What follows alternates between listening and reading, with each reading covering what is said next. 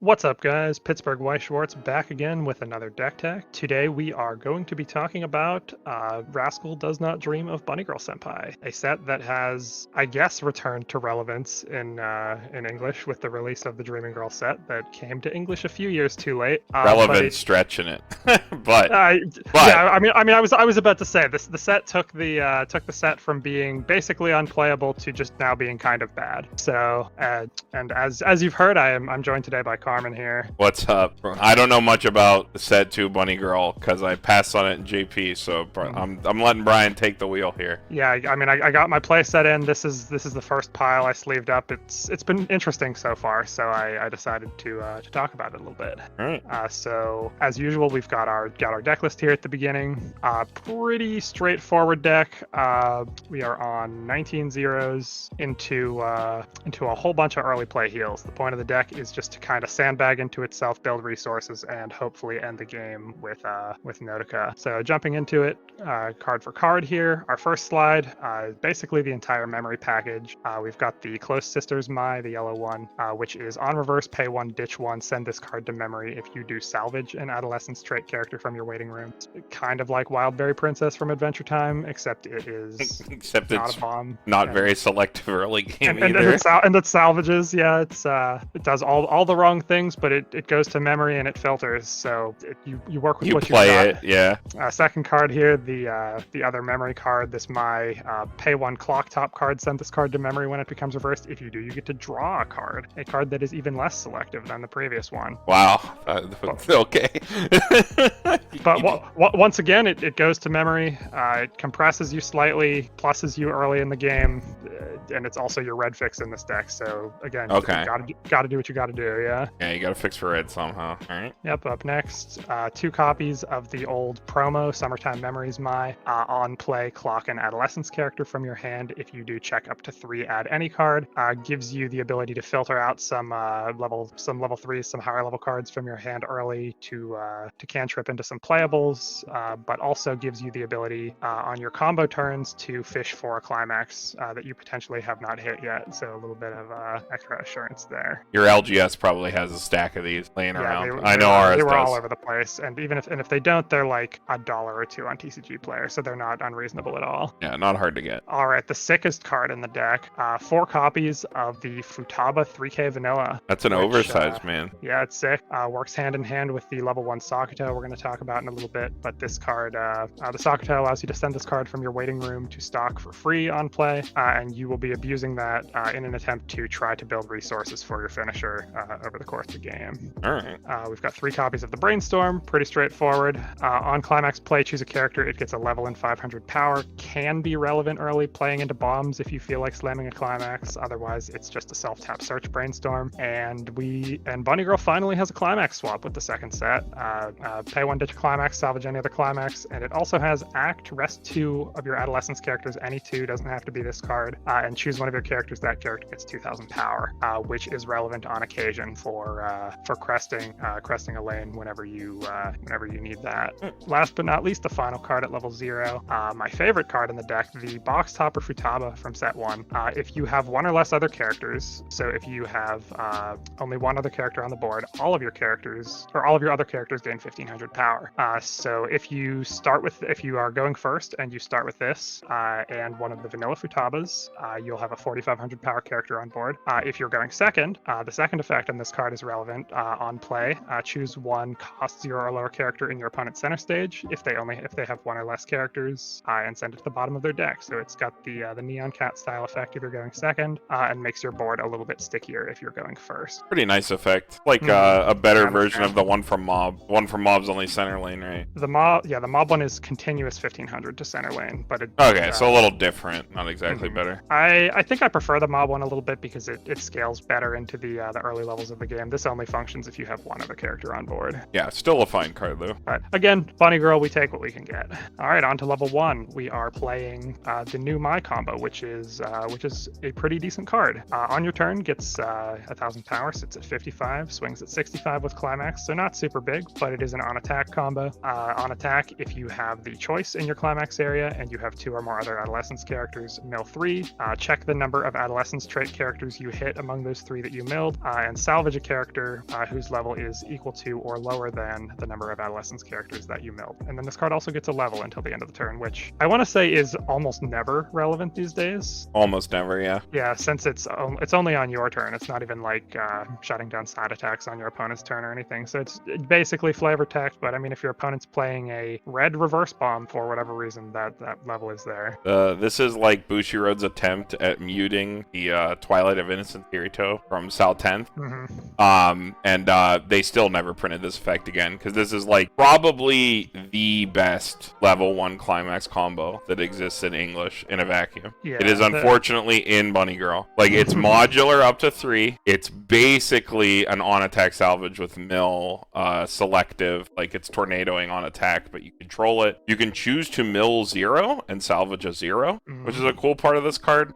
It's just unparalleled deck control. On first deck, you can either turbo, which gives you better selection, or later in the game, you can be super light, only trying to mill 1 to probably get back the Stockada here, was probably the most common case. But you want to recur. Yeah, the one thing I do want to note, I think this is the level 1 combo with the highest deck speed in all of Bunnygirl, which is relevant for getting the Vanilla Futaba I talked about earlier into your waiting room in conjunction with the next card on the slide here. Level 1 Stockta. Yeah, that definitely helps. Yeah, on play, you can choose one of the Futabas from waiting room, send it to stock, so you build a little bit of extra stock over the course of the game, with the trade-off of him being a level 1 3K. But usually not an issue. My favorite part of playing this card in this deck is that the Notica combo, the finisher, you pay cost on climax play, so you need to build resources up front, and the ability to build stock during main phase with this card is invaluable when trying to get that card to pop off. Yeah, it gives you like extra Notica instances that you otherwise wouldn't be able to get.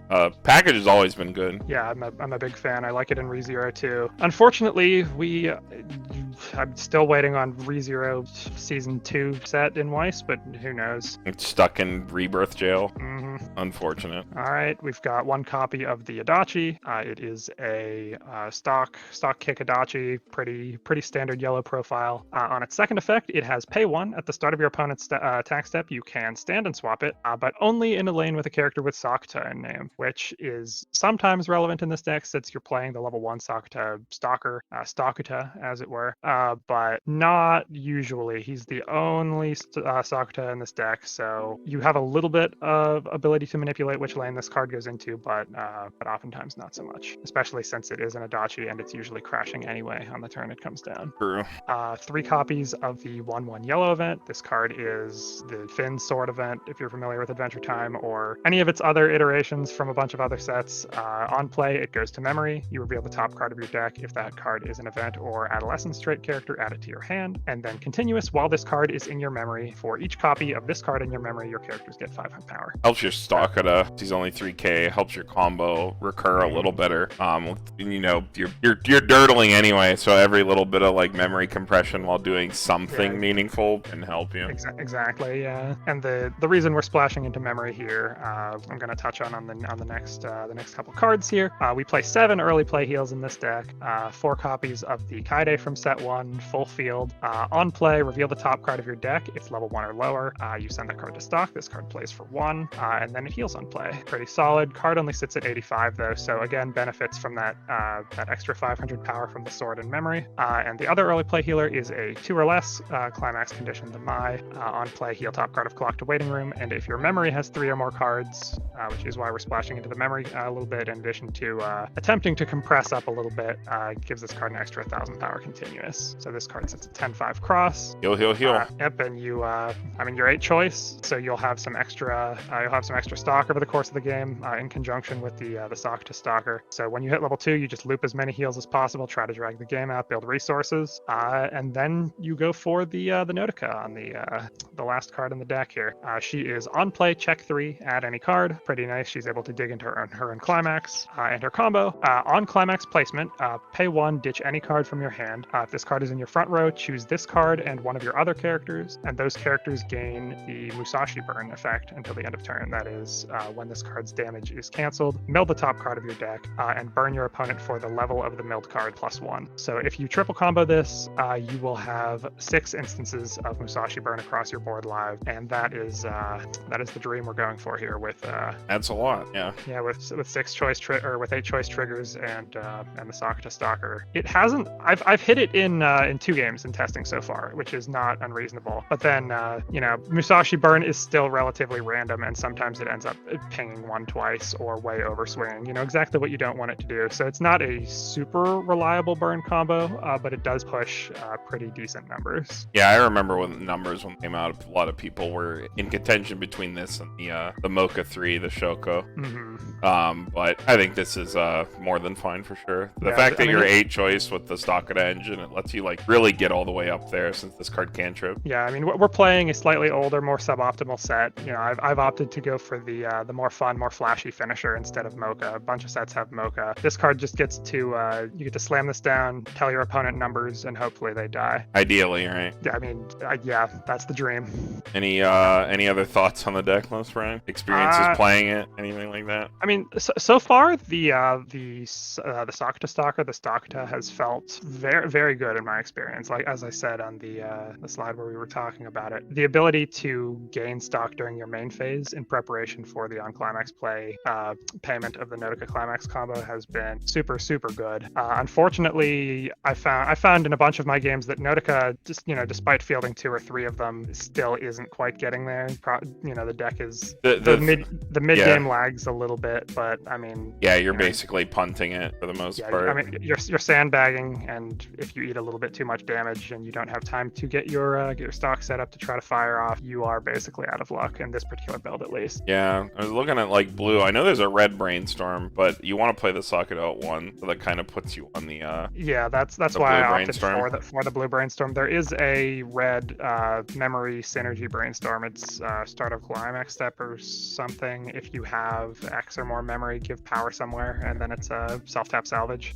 Mm-hmm. So not horrible, but again, opted for the Shoko brainstorm for the blue to guarantee that we can field Sakta. All right. Any closing thoughts before I get into the normal spiel? I don't think so. Yeah, feel free, go for it. All right, card games competitive. We don't own or operate them, but we are in them. If you want to talk about Weiss, maybe catch some games on webcam or Weiss Fight, definitely check those out. Global and NA, you're looking to buy, sell trade cards or get the newest AP translations, stuff like that. They are posted there, but it's a buy, sell, trade, and discussion groups. Definitely check those out if that is our social media jam, and then all of our Twitters if you'd like to follow us for our recurring cast. In terms of upcoming content, we still have to schedule for Data Live.